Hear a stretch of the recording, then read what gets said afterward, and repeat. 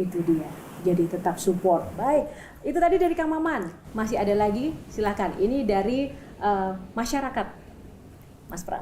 Halo Pak Pramono, aku ada pertanyaan nih untuk Bapak. Kebijakan apa yang kira-kira bakal Bapak terapkan untuk biar orang-orang tuh beralih dari kendaraan pribadi ke kendaraan transportasi umum? Terima kasih.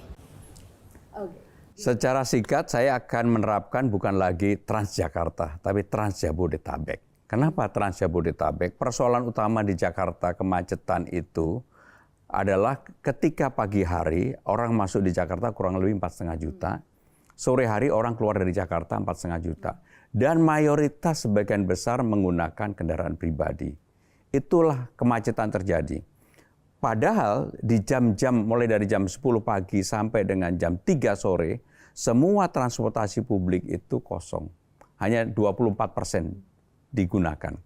Ini menunjukkan bahwa orang banyak menggunakan kendaraan pribadi, apakah itu mobil atau motor, ke Jakarta ketika mereka bekerja, mobil atau motor itu kemudian diparkir. Baru kemudian mereka akan pulang dengan menggunakan hal yang sama. Maka saya akan menggunakan sistem yang disebut dengan Transjabodetabek. Orang setengah kita paksa. Dari yang namanya Bogor, Bekasi, Depok, Tangerang Selatan untuk naik transportasi publik.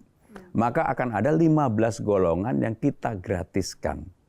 Di antaranya adalah ya TNI, Polri, ASN, termasuk media dan macam-macam. Pokoknya intinya kita gratiskan supaya orang naik transportasi publik dari sejak awal di rumahnya. Kalau saya tinggal di Bekasi, maka kami akan menyiapkan yang namanya Jaklingko. Jaklingko lah yang kemudian akan mengatur ada tempat yang namanya ride and park, orang untuk parkir seperti di negara-negara maju, mobilnya 500 meter dari rumah atau motornya diparkir di situ, orang menggunakan Jaklingko atau langsung naik LRT, MRT ataupun Transjabodetabek tadi ke Jakarta.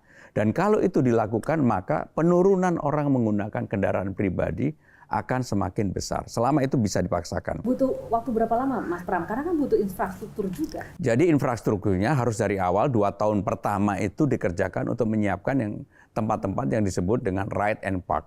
Karena negara-negara maju dimanapun, di Beijing, di Shanghai, di New York, harus ada tempat itu. Dan kalau itu bisa dilakukan, maka polusinya menurun, transportasi orang menggunakan transportasi pribadi juga menurun, orang akan menggunakan transportasi publik. Pertanyaannya, apakah Jakarta siap untuk itu? Saya harus jawab dengan jujur, belum siap 100%. Tapi angkanya sebenarnya sudah tinggi. Konektivitas di Jakarta sudah 82%. Terhadap KRL, MRT, LRT, Transjabodetabek yang saya katakan tadi. Kalau itu bisa dilakukan, mudah-mudahan orang menggunakan kendaraan pribadi bisa turun drastis. Sehingga polusinya berkurang, kemacetannya berkurang. Dan contohnya di mana?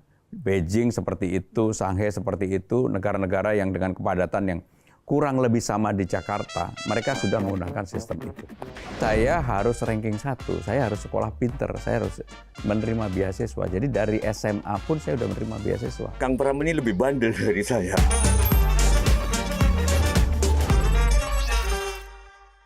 Dipersembahkan oleh